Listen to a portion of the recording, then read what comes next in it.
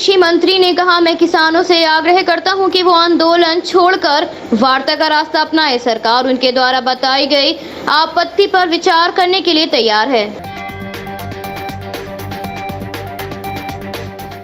BJP के राष्ट्रीय अध्यक्ष ने यूपी में मंत्री पद की शपथ लेने वाले सदस्यों को शुभकामनाएं देते हुए कहा, मुझे विश्वास है प्रधानमंत्री के मार्गदर्शन में सब मुख्यमंत्री के साथ दृढ़ता से काम करेंगे।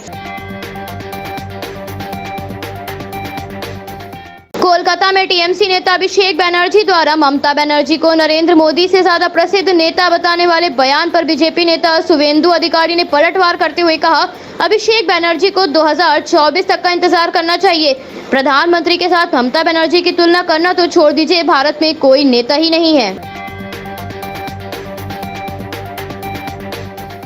सीएसके ने जबरदस्त खेल का प्रदर्शन करते हुए कोलकाता नाइट राइडर्स को 172 रनों से मात दी।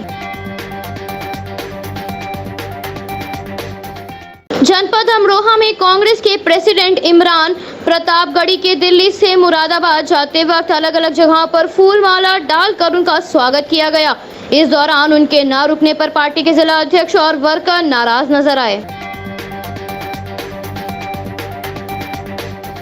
राजधानी लखनऊ के गाजीपुर थाना क्षेत्र के इंदिरा नगर ए ब्लॉक में दो पक्षों के विवाद में युवक की जान चली गई। प्राप्त जानकारी के अनुसार दुकानदारों पर पीट कर मार डालने का आरोप लगाया गया है, जिसके बाद आक्रोशित दुकानदार शव को सड़क पर रखकर प्रदर्शन किया। इस दौरान यूपी के मुख्यमंत्री को बुलाने की मांग की गई।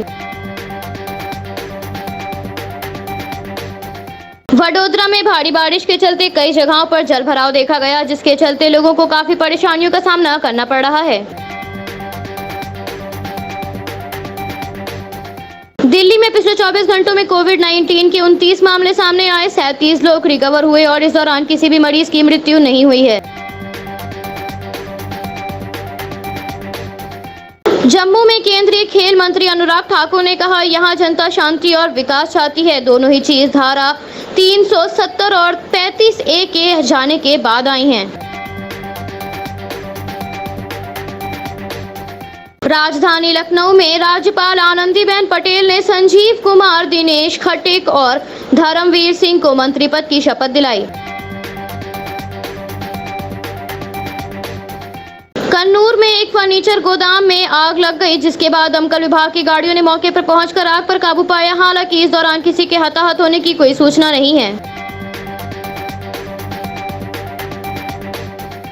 पंजाब कांग्रेस प्रभारी हरीश रावत ने कहा, मैं नए मंत्री और मुख्यमंत्री चरणजीत सिंह चन्नी को नई शुरुआत के लिए बधाई देता हूं। जो लोग मंत्रिमंडल में स्थान नहीं पा पाए हैं, उनको पार्टी और सरकार की व्यवस्था में जिम्मेदारियां सौंपी जाएंगी। किसी को छोड़ा नहीं गया है। आंध्र प्रदेश में चक्रवात गुलाब की संभावना को देखते हुए कालिंगापट्टनम जिले के बंद्रुवानीपेटा गांव में एनडीआरएफ की टीम ने मॉक ड्रिल किया। चंडीगढ़ के राजभवन में कांग्रेस विधायक कुलजीत सिंह नागरा ने कहा, मैंने पहले ही बोल दिया था, मैं मोदी सरकार के 3 काले कानूनों के खिलाफ इस्तीफा दे चुका हूं और मैंने स्पष्ट कर दिया था कि मैं राज्य मंत्रिमंडल में शामिल नहीं होऊंगा।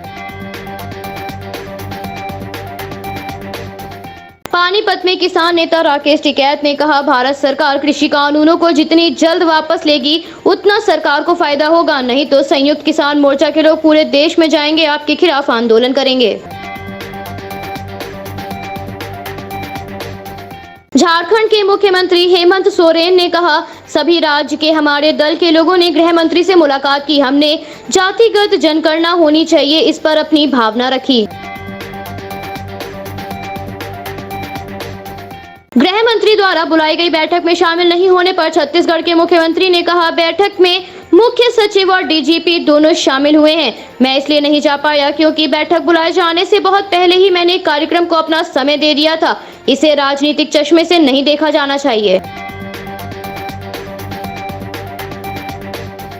राजधानी लखनऊ में आयोजित हुए किसान सम्मेलन में उत्तर प्रदेश के मुख्यमंत्री ने कहा, बसपा सरकार के दौरान 21 चीनी मिलें बंद हुई थी। उन्होंने औने पौने दामों पर चीनी मिलों को बेच दिया था। बिहार के मुख्यमंत्री ने कहा, हम लोग शुरू से कह रहे हैं जातिगत जनगणना होनी चाहिए, इससे लोगों की स्थिति के बारे में जानकारी होगी और पता चलेगा कि कौन पीछे है। आजादी का अमृत महोत्सव में भारतीय वायुसेना ने श्रीनगर में डल झील पर एयर शो आयोजित किया।